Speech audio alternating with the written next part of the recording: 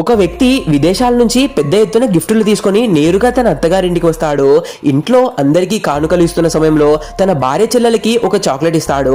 ఆమెను ఒక వింతైన అసభ్యకరమైన చూపుతో చూస్తూ మాట్లాడడంతో ఆ అమ్మాయి చాలా అసౌకర్యానికి వేధింపుకు గురవుతుంది. అందరూ వెళ్ళిపోయాక ఆ వ్యక్తి రహస్యంగా ఆ అమ్మాయి గదికి వెళ్తాడు. అక్కడ ఆమెకు ఒక కాస్ట్లీ అంతర్గత వస్త్రాన్ని గిఫ్ట్ గా ఇచ్చి వేధించడానికి ప్రయత్నిస్తాడు. ఆమె వెంటనే కోపంతో బయటకు వెళ్ళకపోతే అక్కని చెప్తాను అని హెచ్చరిస్తే నవ్వుతూ అక్కడి నుంచి వెళ్ళిపోతాడు.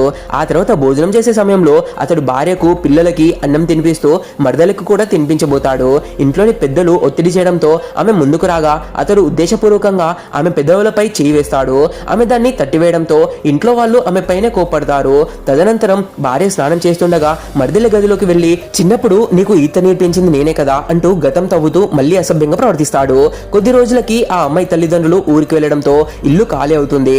బావ ప్రవర్తన తెలిసి ఆ అమ్మాయి అక్కతో వెళ్ళడానికి నిరాకరించి ఇంట్లోనే ఉండిపోతుంది. కానీ ఆ వ్యక్తి ప్లాన్ ప్రకారం పిల్లల మందులు మర్చిపోయాను అనే నెపంతో మళ్ళీ ఇంటికి వచ్చి తలుపు తడతాడు. తలుపు తీయగానే ఆ అమ్మాయిపై దౌర్జన్యం చేసి వేధించబోతాడు. ఆ సరిగ్గా అదే సమయానికి అక్క లోపలికి వస్తుంది. అప్పటికే తన భర్త ప్రవర్తనపై అనుమానంతో ఉన్న అక్క అతడు చేస్తున్న నీచమైన పనిని చూసి ముఖంపై ఉమ్మి వేస్తుంది. ఆ బావ ధీమాగా ఇది బయట చెప్పినా ఎవ్వరూ నమ్మరు అని బెదిరించగా అక్క ఫోన్ చేపిస్తూ నీ నీచ బుద్ధిని వీడియో తీశాను, ఇదంతా మన తల్లిదండ్రులు ప్రత్యక్షంగా చూస్తున్నారు అని చెప్తుంది. అనంతరం అక్క చెల్లెలు ఇద్దరు కలిసి ఆ నీచుడి చెంపలు వాయించి తగిన బుద్ధి చెప్తారు.